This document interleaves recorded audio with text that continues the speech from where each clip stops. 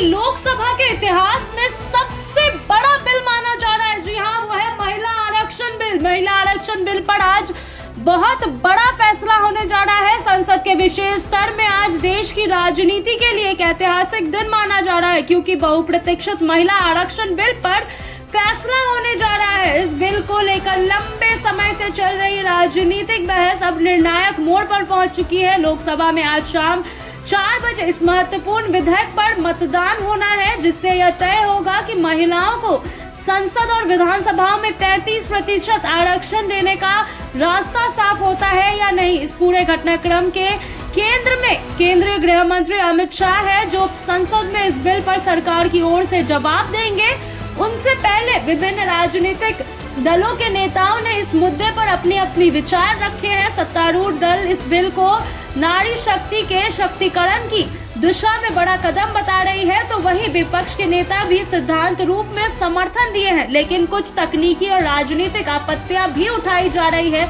महिला आरक्षण बिल का उद्देश्य संसद और राज्य विधानसभा में महिलाओं की भागीदारी बढ़ाना है। वर्तमान में लोकसभा और विधानसभा में महिलाओं की संख्या अपेक्षाकृत मानी जा रही है, जिसके चलते लंबे समय से इस बिल की मांग की जा रही थी।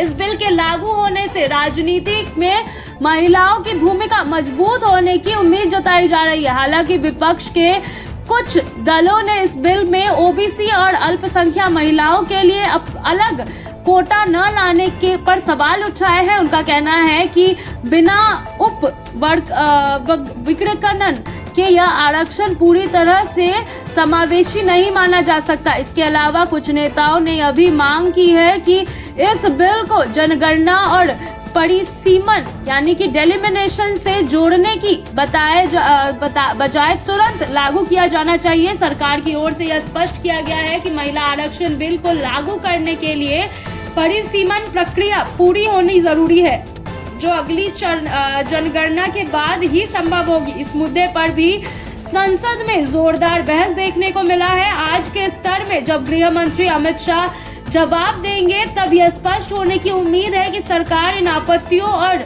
सुझावों पर क्या रुख अपनाती है। इसके बाद ही होने वाली वोटिंग इस बिल की भविष्य को तय करेगी। राजनीतिक विश्लेषकों का मानना है कि अगर यह बिल पास हो जाता है तो यह भारत राजनीति में यानी कि भारतीय राजनीति में एक ऐतिहासिक बदलाव साबित हो सकता है। इससे न केवल महिलाओं की भागीदारी बढ़ेगी, बल्कि नीति निर्माण में भी विविधता आएगी।